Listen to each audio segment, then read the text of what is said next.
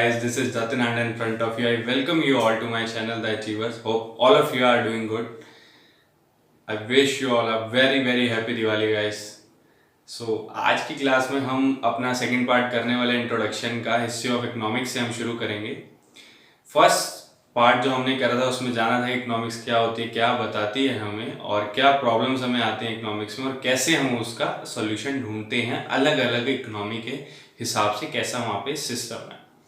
तो सबसे पहले तो वो जो वीडियो फर्स्ट आप लोगों ने नहीं देखी, अगर डायरेक्ट ये वीडियो देख रहे हैं तो आई रिक्वेस्ट यू ऑल कि पहले वो फर्स्ट वीडियो को देखिए, क्योंकि हर क्लास एक दूसरी क्लास से इंटरलिंक्ड है। अगर आप डायरेक्ट इस पे आ जाएंगे तो आगे के कॉन्सेप्ट आपको हो सकता है क्लियर ना हो, तो उसको देखिए, अपने हैंड रिटन में आप नोट्स को बनाइए, अपनी लैंग्वेज में बनाइए। हो सकता है जो आप पढ़ रहे हैं उसे कोशिश करिएगा माइंड मैप के फॉर्म में बनाइएगा, रेदर देन कि आप उसे पैराग्राफ्स में लिख रहे हैं, क्योंकि उससे ज़्यादा आप पिक्चरल फॉर्म में बनाते हैं तो ज़्यादा आप ध्यान रख पाते हैं। तो आज की क्लास को शुरू करते हैं गाइस, हिस्ट्री ऑफ इकोनॉमिक्स से। तो बात कर लेते हैं, जब बचपन में आप छोटे होते हैं तो आपसे पूछते हैं कि आपका नाम क्या है, आपके डैडी का नाम क्या है, आपके फादर का नाम क्या है। तो वैसे इकोनॉमिक्स को जब बनाया गया, जिन्होंने बनाया था नाम था एडम स्मिथ। कुछ मिड 18 सेंचुरी में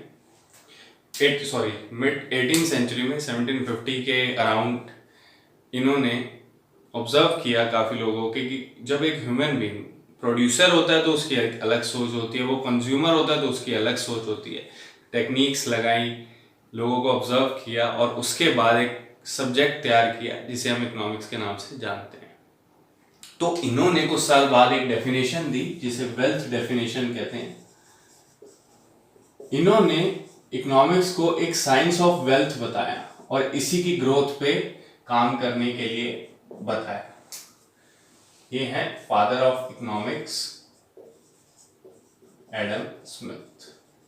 तो इन्होंने अपनी इकोनॉमिक्स की डेफिनेशन में वेल्थ डेफिनेशन जब दी तो इन्होंने किसी भी इमैटेरियल चीज की बात यहाँ नहीं की, सिर्फ मटेरियल चीजों की बात की। सर्विसेज लाइक डॉक्टर्स, टीचर्स को इन्होंने एज अ सोशल वेलफेयर या किसी भी डेवलपमेंट की चीज को जो इमैटेरियल है उसको नहीं लिया, सिर्फ मटेरियलिस्टिक चीजों को लिया और उसी की वेलफेयर के बारे में बात की।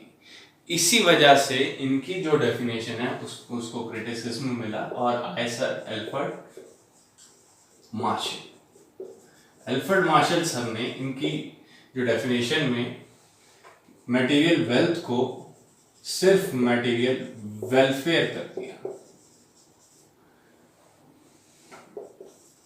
तो इन्होंने भी कोई इमैटेरियल चीज like services like doctor, teachers की कोई बात नहीं करी, ह्यूमन ग्रोथ की, डेवलपमेंट की कोई बात नहीं करी। यही रीजन था कि इनकी भी डेफिनेशन को क्रिटिसिज्म मिला और आए सर रॉबिन सर ने स्केरसिटी डेफिनेशन के बारे में बताया। अब जिनको स्केरसिटी का मतलब नहीं पता, मैं बता दूं कि स्केरसिटी का हिंदी में मतलब होता है कमी, कि जितना आपके पास है, जितना होना चाहिए उससे कम है। मतलब supply is less than demand, कि डिमांड ज़्यादा है और जितना होना चाहिए हमें उनको हम सप्लाई नहीं दे पाए। तो इन्होंने, रॉबिन सर ने अपनी स्केरसिटी डेफिनेशन में बताया कि कैसे हम चॉइस करके स्केयर रिसोर्सेस का अपनी ह्यूमन वांट को सेटिस्फाई कर सकते हैं। लेकिन इन्होंने ये नहीं बताया कि क्या सही है और क्या गलत है ह्यूमन वेलफेयर के लिए, और ना ही इन्होंने वेलफेयर और डेवलपमेंट की कोई बात करी। इसी वजह से इनकी डेफिनेशन को भी क्रिटिसिज्म मिला और आए पॉल एंथनी सैमुअल्सन सर की जो डेफिनेशन है वो अब तक की बेस्ट डेफिनेशन है और इसका कोई भी क्रिटिसिज्म नहीं हुआ, क्योंकि इनकी डेफिनेशन में हर एक चीज इंक्लूड थी। इनकी डेफिनेशन में efficient utilization of resources, welfare, development, और इन्होंने मटेरियल और इमैटेरियल दोनों चीजों को ध्यान में रखा, इन्होंने ह्यूमन वेलफेयर को भी ध्यान में रखा।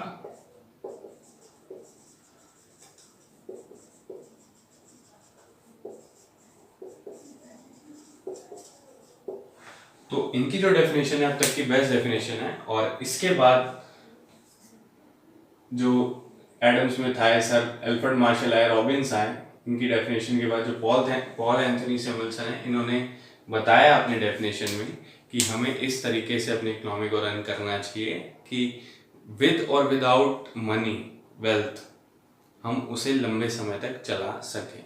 अपने रिसोर्सेज का इस तरीके से हमें स्केयर रिसोर्सेज का चॉइस करके यूज करना चाहिए। तो हम आगे बात कर ले रहे हैं। हम इसके बाद इतना सब पढ़ने के बाद हमारे पास फिर से क्वेश्चन आता है, what is economics.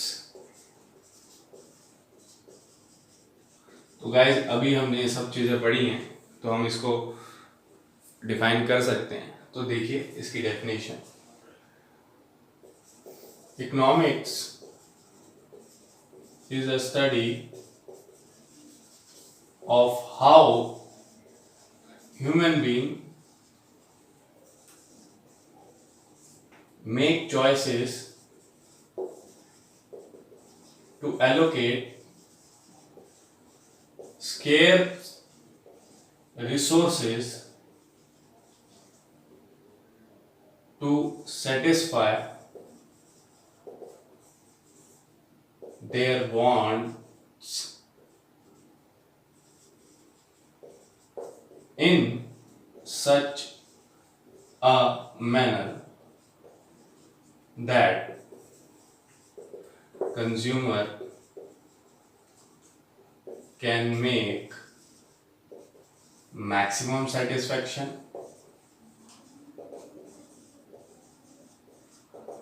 producer can make maximum profit, and society gets maximum social welfare.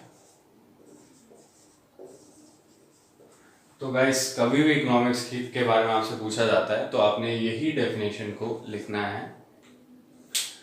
Economics is a study of how human beings make choices to allocate scarce resources to satisfy their wants in such a manner that consumer gets maximum satisfaction, producer gets maximum profit and society gets maximum social welfare. तो अब हम बात कर लेते हैं economics की, जो कि दो पार्ट्स में हमें मेनली दिखती है, एक माइक्रो इकोनॉमिक्स, एक मैक्रो इकोनॉमिक्स।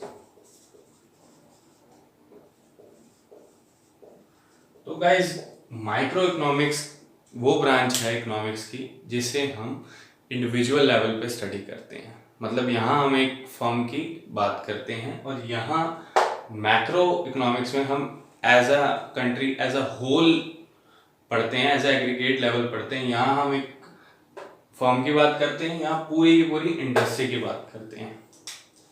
इसे हम एग्रीगेट लेवल पे पढ़ते हैं। अब एक एग्जांपल से समझते हैं कि कैसे आप देखेंगे, कैसे आपको पता चलेगा कि ये माइक्रो इकोनॉमिक्स का एग्जांपल है या मैक्रो इकोनॉमिक्स का एग्जांपल है। मान लीजिए आपका एक वेयर हाउस है, आप फार्मर से वीट खरीदते हैं और उसे आगे सेल करते हैं। आपने एक ट्रक भर के फार्मर से वीट लिया, अपने वर्कर को बोला कि एक बैग को नीचे उतार दो। जब आपने वीट चेक किया तो वीट कैसा निकला? अच्छा निकला। आपने कहा वीट अच्छा है। जब आपने दूसरा बैग निकाला तो आपने देखा कि दूसरे बैग में भी वीट कैसा है? अच्छा है। तो आपने अपने वर्कर से बोला कि जो सारे बैग हैं ट्रक के वो नीचे उतारने को, तो आपने देखा उसमें 5 बैग्स में जो वीट था वो खराब था। तो गाइस इससे पता चलता है कि आपने पहले इंडिविजुअल लेवल पर स्टडी की तो आपने देखा कि वीट अच्छा है, लेकिन जब आपने सारे बैग्स नीचे उतारे तो आपको पता चला, जब आपने एज अ होल उसे देखा वीट को, तो उसमें आपको 5 बैग्स खराब मिले। तो इसी से पता चलता है कि जो माइक्रो लेवल पे सही है वो जरूरी नहीं है मैक्रो लेवल पे सही हो। तो इस बात का हमें ध्यान रखना है गाइस। तो एक और कैटेगरी होती है इकोनॉमिक्स को डिफाइन करने की, उसके बारे में हम जान लेते हैं। दो तरह की होती है, एक होती है पॉजिटिव इकोनॉमिक्स और एक होती है नॉर्मेटिव इकोनॉमिक्स। तो गाइस दोनों का डिफरेंस हम जान लेते हैं कि हम कुछ भी नहीं छोड़ने वाले हैं कि जो भी कोई भी क्वेश्चन आए एग्जाम में तो हमें आना चाहिए। तो बात कर लेते हैं पॉजिटिव इकोनॉमिक्स की और नॉर्मेटिव इकोनॉमिक्स की गाइस।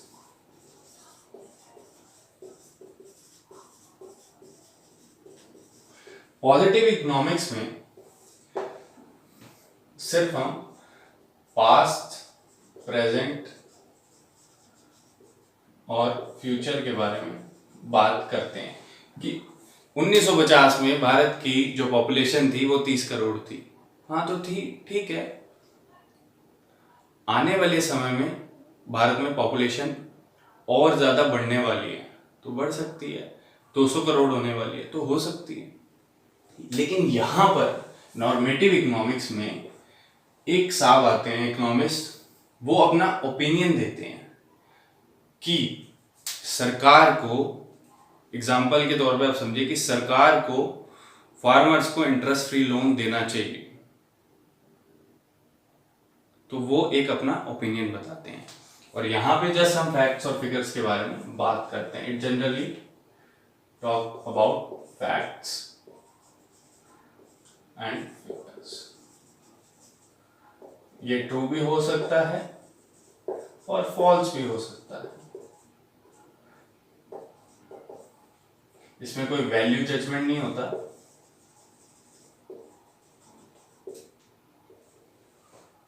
तो इसमें क्या आप किसी का कोई नॉर्मल कैरेक्टर थी, आप उसे चेक कर सकते हैं थी कि नहीं थी, इसमें क्या आप वैल्यू को जज करेंगे उसको कुछ। अब बात कर लें इसमें, तो ये पास्ट, प्रेजेंट और फ्यूचर के बारे में बात करता है और ये जैसा ओपिनियन वर्क करता है। इसमें बात होती है what is, what was and what would be. क्या है, क्या था और क्या होना चाहिए।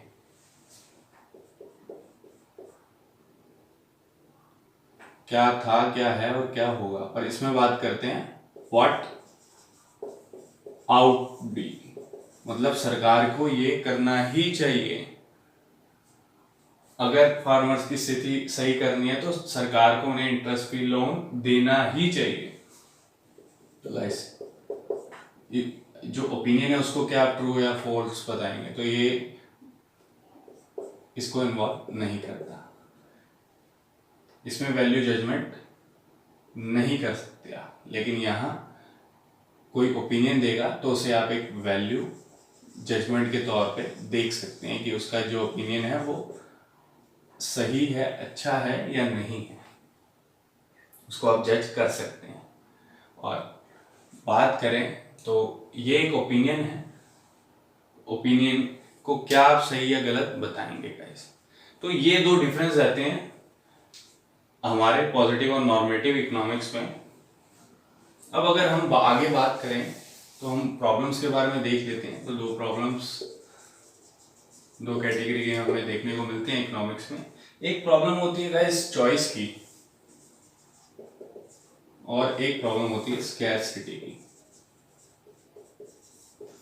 चॉइस एक प्रॉब्लम कैसे है, ये एग्जांपल के तौर पे मैं आपको बताता हूँ। एक शॉप पे आप गए मोबाइल फोन लेने, आपके पास 10,000 रुपये हैं। आपने शॉपकीपर को बोला कि आप फोन दिखाइए, तो उन्होंने चार मोबाइल फोन हैंडसेट आपके आगे रख दिए। अब किसी और को बताना हो तो हम आसानी से बता देते हैं कि आप ये फ़ोन ले लीजिए, लेकिन अपनी बारे में इसकी रैम कितनी है, इसका बैटरी बैकअप कैसा है, इसका जो कैमरा है वो कैसा है, तो हमारे पास वो चार ही हैंडसेट हैं 10,000 के अंदर। जो रिसोर्सेज हैं वो लिमिटेड हैं, हमारे जो वांट्स हैं वो अनलिमिटेड है कि हमें ये भी मिल जाए, हमें वो भी मिल जाए, और जो हमारे रिसोर्सेज हैं हमें उसे अल्टरनेटली यूज़ भी करना है। तो इसीलिए चॉइस एक प्रॉब्लम है गाइस कि हमारे पास जो रिसोर्सेज हैं limited, human wants are unlimited, and resources have alternate uses। तो ये assumptions होती हैं कुछ, इनके थ्रू हमें पता चलता है कि चॉइस प्रॉब्लम कैसे है। और बात कर लें स्केर्सिटी की, तो स्केर्सिटी के बारे में मैं ऑलरेडी आपको बता चुका हूँ कि what we have is less than what we wish to have। तो गाइस स्केर्सिटी की प्रॉब्लम आती है क्योंकि हमारे जो रिसोर्सेज हैं वो स्केयर हैं, हम जो उसका यूज़ कर रहे हैं, हम यूज़ करने अनलिमिटेड हमें चाहिए चीज़ें, रिसोर्सेज लिमिटेड हैं, तो हमें इस तरीके से अपने रिसोर्सेज को यूज़ करना चाहिए कि हम उससे अपनी सेटिस्फेक्शन को पूरा कर सकें। तो गाइज ये कुछ ओवरव्यू था सेकंड पार्ट का। फर्स्ट पार्ट हमने कर लिया था, सेकंड पार्ट आज हमने किया है। हमारा इंट्रोडक्शन कंप्लीट हो चुका है। अब हम नेक्स्ट क्लास से पूरी तरह से माइक्रो इकोनॉमिक्स को करने शुरू करेंगे और उसमें देखेंगे। इन क्लासेस में जो भी अगर कोई भी प्रॉब्लम आपको आई है किसी भी कंसेप्ट में, आप मुझे मेरी मेल आईडी पे मेल कर सकते हैं, वो मैं डिस्क्रिप्शन पे दे दूंगा। और जो मैंने आपको 4 सर के बारे में बताया था, एडम स्मिथ हो गए, एल्फ्रेड मार्शल हो गए, रॉबिन्स हो गए और पॉल एंथनी सैमुअल्सन हो गए, उनकी जो डेफिनेशन है उनको ध्यान रखिएगा और मैं उसे डिस्क्रिप्शन में भी उनकी डेफिनेशन के साथ डाल दूंगा। इसके अलावा इस वीडियो को आप शेयर कीजिए, लाइक कीजिए, और ये एक नॉलेजेबल चीज़ है, अपने फ्रेंड्स के साथ शेयर कीजिएगा। ये नॉलेज आपको सिर्फ यहीं अपने हायर सेकेंडरी के लिए नहीं, आगे आप किसी कम्पिटिटिव एग्ज़ाम की तैयारी करते हैं तो उसमें भी काफ़ी कारगर साबित होने वाली है, एसएससी हो, यूपीएससी हो, क्योंकि ये बिल्कुल मैं आपको बेसिक से बता रहा हूँ, इन बिटवीन कहीं से एक पर्टिकुलर नहीं, बिल्कुल बेसिक से मैं आपका शुरू कर रहा हूँ। तो आप इसको देखिए, ध्यान रखिए और आगे शेयर भी कीजिए, और इसको जो मैं क्लास में पढ़ाता हूँ उसे अपनी हैंड राइटिंग में इसको नोट कीजिएगा। तो गाइस, होप आपको ये क्लास मेरी जो भी मैंने डिस्क्राइब किया अच्छा लगा हो। उसके लिए आगे की क्लासेस में मैं जल्द आपके साथ जुड़ूंगा। Thank you so much.